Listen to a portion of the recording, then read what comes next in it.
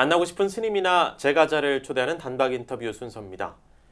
전국의 다문화 가족들을 위한 축제, 2015 아시아 문화축제 다꿈 어울림 한마당이 지난 일요일 전주에서 열렸습니다. 그동안 이주민 포교에 앞장서 오면서 이번 행사 준비도 총괄한 전주 참 좋은 우리절 주지 회일 스님과의 인터뷰 두 번째 순서입니다. 전경윤 보도국 교계문화부장이 만났습니다. 예, 스님 안녕하십니까? 네, 안녕하십니까. 네. 다시 뵈니까 반가운데요. 예, 네. 참 좋은 우리절 회일 스님 다시 모셨습니다. 네.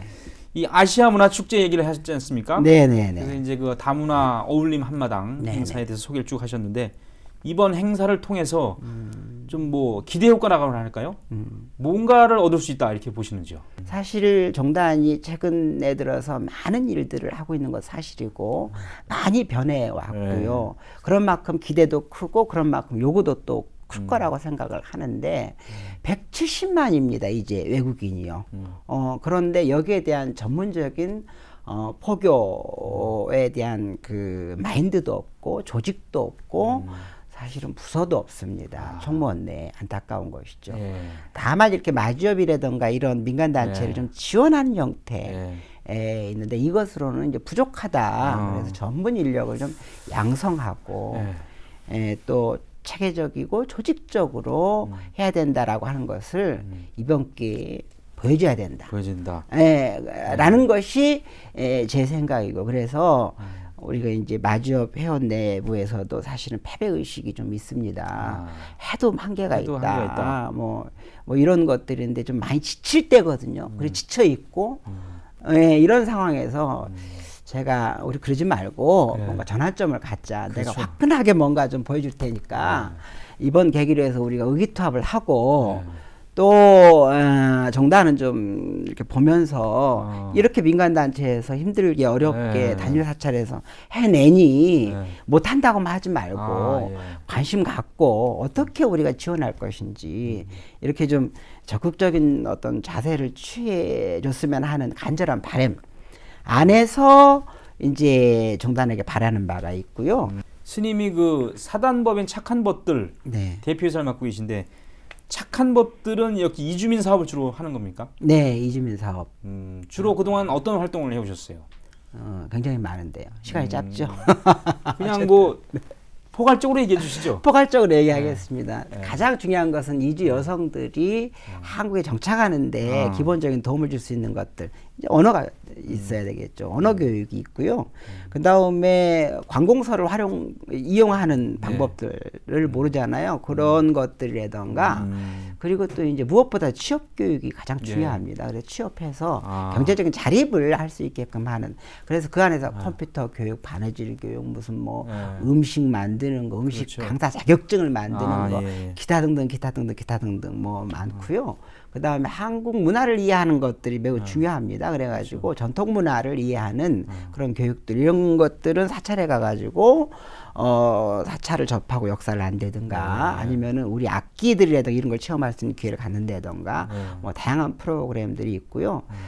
특히나 이제 그 다문화 가족의 문제 중에 이제 2세대들 이제 언어가 이제 어머님이 언어가 한계 있기 때문에 2세대들을 잘 챙기는 것도 사실은 일반 가정보다는 좀 부담이 있을 수 있다라고 하는 것이죠. 그래서 2세대들이 학업을 못 따라가면 개별적으로 맨투맨으로 공부를 시키는 거라던가 또 뭐 중도 입국 자녀 중간에 온 아이들이 있어요. 이제 재혼해가지고 온 아이들이죠. 그 아이들은 정말 적응이 어렵습니다. 그리고 이 부분은 복지의 사각지대입니다. 아직 정부에서도 이 부분에 예산을 투입하거나 이런 것이 소홀합니다. 그래서 이런 중도 입국 자녀들 아이들에게 언어를 가르치고 당연히 10대 청소년인데 친구가 없고 정규 교육을 못 받는 거죠. 이건 매우 중요한 부분인데 그래서 그 아이들이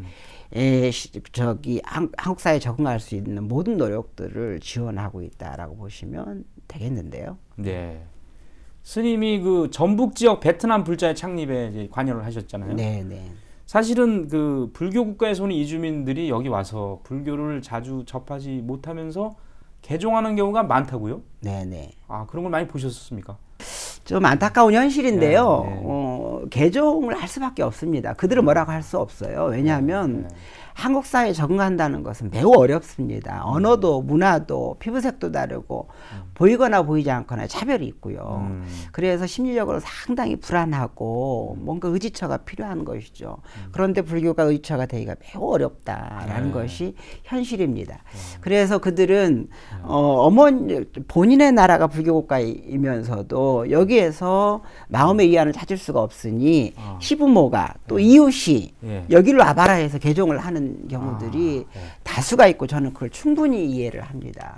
미국의 재미교포분이 제가 이 일을 한다니까 깜짝 놀라면서 이 부분에 너무 좋은 일을 하고 자기가 도울 수 있는 일이 있으면 좋겠다라고 얘기를 하면서 하는 얘기가 한국인이 미국 가가지고 정착할 때 너무 어려웠다. 예. 지금도 어렵다. 이 세대들과의 소통이라는 부분이라던가. 그런데 이것을 똑같이 한국 사회에서 미국보다도 인권이 살아있는 미국보다도 여기 한국은 더 어려울 거 아니냐. 그런데 이것을 스님이 나서서 한다라고 하니 감동을 하더라고요.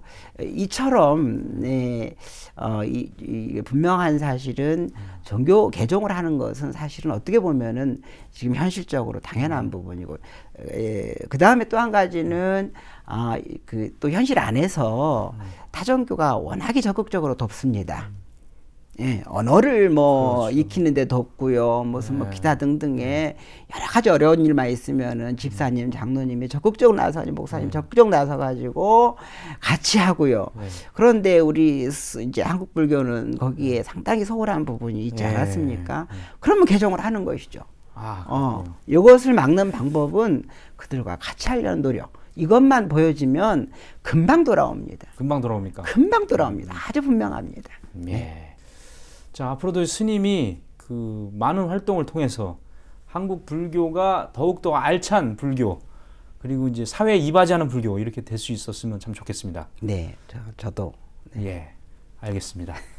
자, 2회에 걸쳐서 얘기를 나눴는데요. 예, 여기서 마무리해야 되겠습니다. 감사합니다. 대단히 고맙습니다. 네, 감사합니다. 네.